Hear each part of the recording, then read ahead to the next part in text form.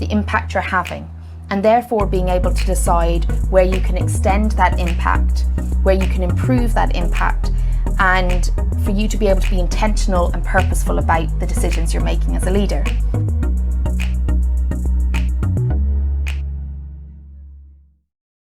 One of the most common challenges that comes up with leadership coaching and development is that often leaders have, as do other people, but in this case talking about leaders, have a one-sided view of themselves. And they have a very one-sided view of what success looks like.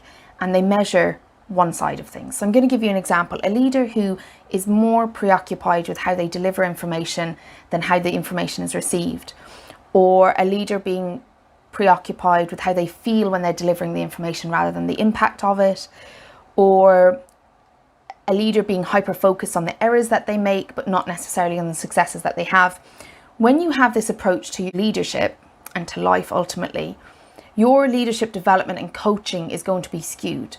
Because as you develop and progress, you're not going to actually measure and validate the evidence that you are progressing, because your skewed view of yourself and your leadership preoccupies you with errors.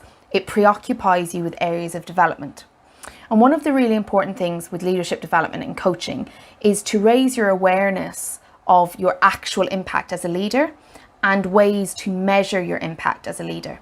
And sometimes when I'm working with people, I have to help them see that they're not having as big an impact as they believe that they're having. So that's one thing that happens, is that we can overestimate the impact that we're having, and by doing so we're not actually harnessing our development opportunities, and we're not actually having the impact that we think we are or that we want. The other side of that is leaders who think that they have no impact, or that the interventions that they're doing have no real value. And the issue with that is it will demotivate a leader from contributing to the conversation in a particular way. And it will also create a power dynamic where that leader is having to constantly feel like they're not good enough, and their attention is focused on feeling good enough rather than doing a good job. And these two extremes of leadership exist across the globe. There's lots of research across them, and they exist in different times as well. So the same one person could experience both sides of that type of reaction, an overestimation of their impact and an underestimation.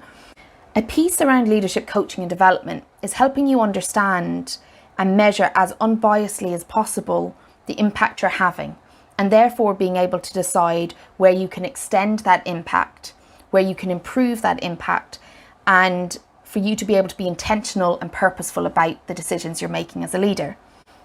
This is easier said than done, because a lot of the time when somebody gets to a leadership position, the people around them aren't going to be honest with them. And often I have conversations and I may be the first person to call something out because I've been hired to do it. They've said, look, come and work with me, I want to improve things. But the feedback that they may be getting around them may not be accurate. And it can be inaccurate in both directions. It can be highly negative, where workforce desire the leader to save them. So they have very negative views of the leader, and they give that information to the leader because there's a projection. But there can also be the other side, which is where the leader is seen as what we call the hero leader, the one leader. And so the people around them constantly give them positive feedback and attribute success and outcomes to them that they haven't actually created. But they don't know that because the feedback that they're getting around them is so positive and reassuring. And so both sides of this can happen for leaders. And so leadership coaching and development needs to come back to a very practical way of looking at your leadership, looking at the measurements, looking at the intended results and the unintended results, and learning to use the psychology of leadership to adapt and move that so that you can get more of the results that you want, rather than buy into either narrative that you're completely failing and not being exactly what everyone wants you to be, or you're completely the hero leading the organization and you're the only one that can do it. Both of those things create limitations in leadership. And a lot of the leadership development and coaching that I do with senior leaders or senior leadership teams is about coming back to those measurements and practical integrations and interventions that they can do to have the results that they want to have. And sometimes that involves difficult conversations. Sometimes that involves the leader growing beyond their own level of incompetence, and this is true for all of us, if we're not reaching our level of incompetence, we aren't going very far, okay? It means that we're staying safe, we're avoiding risk, we're keeping low profile.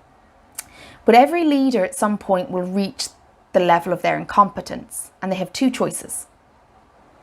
They can stay there, or they can grow beyond it. And that's where leadership coaching and development comes. It's not because you're a good or bad leader, but it's because you want to go beyond your current competency and you want to improve that. And that's where leadership coaching and development is really helpful. So if you'd like to speak to me about that, either for yourself, for a leadership team that you work with, pop me an email to info@sheilawalsh.com and we can get started with looking at what results you want to create, what the barriers are, or the pathway to creating those results might look like.